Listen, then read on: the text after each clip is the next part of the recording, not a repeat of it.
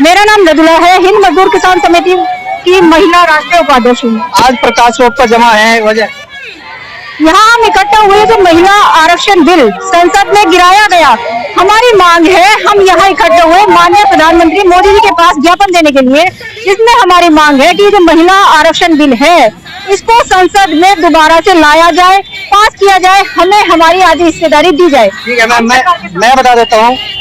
महिला आरक्षण बिल 20 सितंबर 2023 को 33% के आधार पर पास हो चुका। अगर पास हो चुका, हाँ सुन लीजिए, मैं पूरी बात सुन लीजिए। अरे आपकी भी सुनेंगे मैं तो सुन रहा, सवाल तो कर लेंगे पूरा। 2.5 साल हो गए सरकार ने इसे रोके रखा, लागू नहीं किया, नोटिफिकेशन भी जारी कर दिया कि ये जो बिल पास हो चुका है महिलाओं का। आज 2.5 साल हो गए, दूसरी पार्टियों का बहाना बनाकर कहते हैं कि 18 अप्रैल में जो बिल पास करने के लिए देगा, बहाना लगाते हैं कि इन लोगों ने हमें पास नहीं होने दिया। इन तो पहले से पास है। अगर पास हो गया था तो लागू क्यों नहीं हुआ? क्यों ग्राम प्रधान से लेके सांसद तक महिलाओं की आधी हिस्सेदारी क्यों नहीं है? क्यों 50% महिलाएं नहीं है? ग्राम प्रधान से लेके विधानसभा, राज्यसभा, संसद में 50% महिलाएं होनी चाहिए अगर पास हो गया तो। ये जो बहस करते हैं ना, ये बकवास हमें नहीं चाहिए, हमें आधी हिस्सेदारी चाहिए जिसको हम लेके रहेंगे। ये कमी किसकी है? कमी सबकी है जो महिला विरोधी है, जिन्होंने इस बिल को पास। सरकार का क्या रोल है? सरकार ने तो अच्छा काम किया जो इस बिल को लेकर आई, लेकिन जिन महिला विरोधियों ने पास नहीं होने दिया, जिन्होंने इसका अपमान किया, महिलाओं का अपमान किया, महिलाओं का जो अपमान कर रहे हैं, और उनको पैदा करने वाली भी तो महिला है। पूरी जानकारी दोबारा भेज देता हूँ मैं तो। पास हो चुका, जो आपने कहा 2023 में पास हो चुका, लागू क्यों नहीं किया गया? हमारी हिस्सेदारी क्यों नहीं दी गई? आप हमें बताइए, ग्राम प्रधान से लेके सांसद तक क्या 50% महिलाएं हैं? नहीं है ना। आधी हिस्सेदारी चाहिए, पास तब होता तो लागू कर दिया जाए, नहीं तो बहस बकवास रह जाती है बस। उसको धरातल में नहीं किया गया। ये सरकार ने विपक्ष के सिर पर टीकरा फोड़ा है, किस विपक्ष करना नहीं देना चाहती। हमें पक्ष विपक्ष से कोई मतलब नहीं है, किसने किस पर टीकरा फोड़ा। जो हमें ये आधी हिस्सेदारी हमें नहीं मिली वो हमें चाहिए, सरकार कोई भी हो। अगला कदम क्या रहेगा?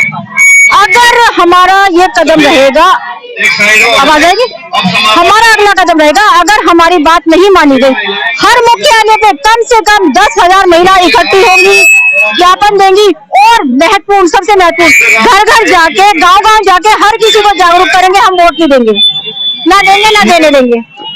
क्या नाम है आपका? पूनम। क्या करना चाहेंगे? जो 2023 में बिल पास हो चुका है, इन्होंने मतलब जनगणना होनी थी, कोरोना काल में, महामारी में नहीं हो पाई, किसमें 23 में इन्होंने बिल पास करा, 24 में इनकी सरकार बनी, फिर 24 भी, 25 भी, 26 भी। मैम 2014 से लगातार इन्हीं की सरकार है। हाँ बिल्कुल, नहीं मैं बता रही हूँ, लेकिन मैंने जो मुद्दा इनका रहा है चुनाव के तौर पे ही रहता है। मैं एक पार्टी का नहीं कह रही, मैं हर उसका कह रही हूँ कि हर बार मुद्दा इनका, हर नारा लगाते हैं, महिलाओं के सुरक्षा को लेके कहते हैं, हक को लेके कहते हैं, अधिकार को लेके कहते हैं, फिर यही सदन में उसका बिल्कुल दबा देते हैं। क्यों? गलत है। जब आप 33, इन्होंने इनका ही नारा है ये कि जिसकी जितनी संख्या उसकी उतनी हिस्सेदारी, ये इनकी है, हमने नहीं बोला, इन्होंने बोला।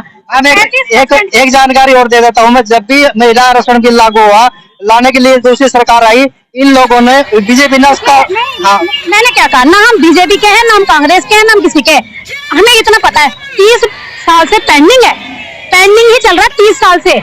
ये तो 23 में पास हो चुका है, जिसमें सांसद ने मंजूरी दे दी, राष्ट्रपति ने मोहर लगा दी, तो इसका फेल होना तो मतलब ही नहीं बनता। नहीं, फेल नहीं होना बनता है। अप्रैल में 16 तारीख को तो लागू हो चुका है।